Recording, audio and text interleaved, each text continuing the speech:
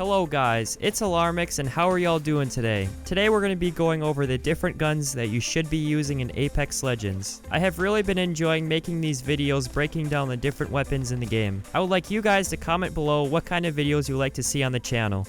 I don't think that my skills are there yet to do high kill gameplays, so I would kind of like to keep my videos on the subject of tutorials. I have had a lot of experience in this game, but my skills are not so hot since swapping to PC, so I think that tutorials are what I'm best at. So make sure to give me your suggestion on what kind of videos you would like to see in the comments below. Anyways, like and subscribe if you haven't already, and let's get into the video. The very first gun on my list of guns you should be using in Apex might surprise you a little bit, but ever since it got its buff in Season 2, it has made a pretty good case for the best assault rifle in the game. It is easily the most underrated and underappreciated gun in all of Apex. The gun that I'm talking about is the Flatline. This gun has never been widely used in the game.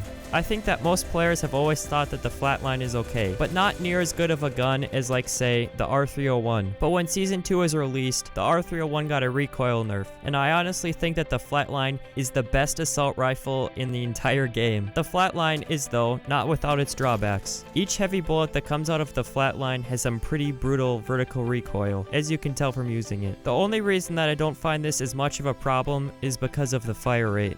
The Flatline only shoots at 10 bullets per second, compared to the R301 at almost 14 bullets per second, which is pretty significant. This means that with the Flatline, you get more time in between each shot to pull your reticle downwards. I think that with the Flatline's fire rate, it makes it pretty viable to go for headshots. Another thing that goes into the accuracy on the Flatline is the aim drift. If you don't know what aim drift is, I will explain it. If you are aimed down sights and don't move your character's sight, you can notice that the sight does not stay in one spot. I have found, at least from my testing, that the Flatline gets some of the worst aim drift out of all the guns in the game. So when you are shooting an opponent, along with the vertical recoil, you are getting horizontal recoil. That horizontal recoil is actually only aim drift. The stocks in Apex Legends actually, if you didn't know, get rid of that aim drift, so you won't have any horizontal recoil, only vertical. If you have problems with controlling the weapon while you are shooting, try a purple stock on the gun, and I think you might change your perspective on the Flatline altogether. Also, the mid-range competition of the guns in the game just got a little less tight since the R301 got its recoil nerfed.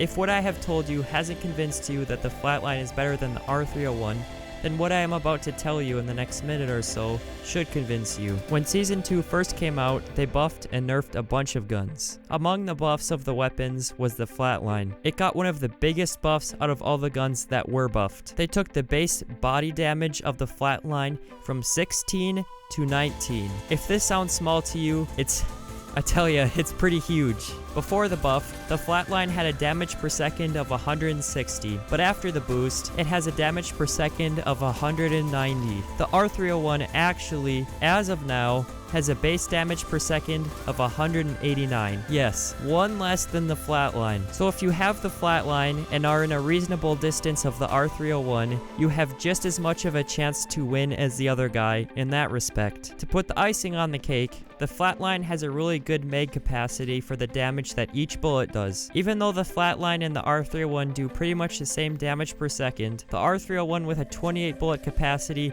can shoot at 189 damage per second for 2.07 seconds before it runs out. The Flatline can shoot at 190 damage per second for a full 3 seconds before it runs out. Again, the R301 can shoot for 2.07 seconds before it runs out, and the Flatline can shoot at 3 seconds before the mag runs out. To me, this stuff is really just insane, and really just makes the Flatline the undisputed beast of the assault rifles. The next gun that you should be using, that you're probably not, is the Devotion. This gun has always been used quite a bit, but I feel that recently it has tailed off. This gun is a freaking monster. When you are playing Apex and the enemy starts revving this thing up, you know that by the time it gets to max speed, you better be out of the way, or you better have your opponent dead, or you will rest in peace, my friend. But when you attach the turbocharger to this gun, you don't get that time to react. When you attach the turbocharger and decent attachments, this gun turns into an accurate,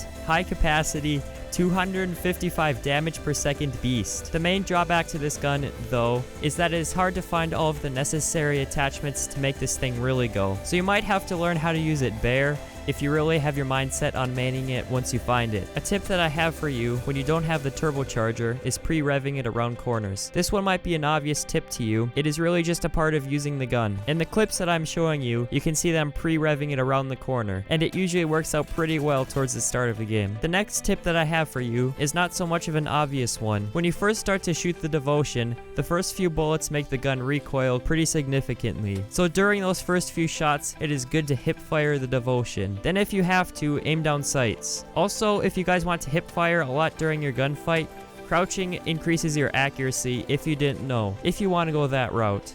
The third and last gun you should be using in Apex Legends that you're probably not, and I've talked about this one before, it is the Peacekeeper. This gun is what a close range obliterator looks like. I know I have made a video on it recently, but I have to stress you to use this gun. Even though this is a shotgun, it doesn't have range drop off. If you have a precision choke on the Peacekeeper and you hit someone with a full shell of shots, you have the opportunity to do a full 110 damage plus headshot damage from a crazy distance away. Also, the Peacekeeper keeps its same aim down sight accuracy when hip firing, so you can be hip firing and hit people from a crazy distance away. So you can be hip firing and hit people for pretty decent damage at range. This is pretty awesome for a shotgun. Also, the capacity of 6 bullets in the magazine can last you a pretty decent while in the gunfight. Even though the Peacekeeper may suffer from a lower damage per second, you can sit behind cover in between your shots, unlike any other gun. The Peacekeeper has a lot to using the gun to its fullest potential. And I really want to stress that this gun is not for everyone, so if you find yourself still struggling after using my tips from my How to Use the Peacekeeper guide, which I'll leave a card in the top right hand corner to, this gun just might not be for your playstyle, and that's okay. Anyways, that will be about it for the guns that you should be using in Apex that you're probably not. An advantage to picking up these weapons, or top tier guns right as you find them, is you can start building up attachments from the get-go, and you won't ever run into that situation where you have a bare R99 at the end of the game. If you guys liked the video, give it a thumbs up. I really appreciate your support. I'm Alarmix, and thank you so much for joining me again today.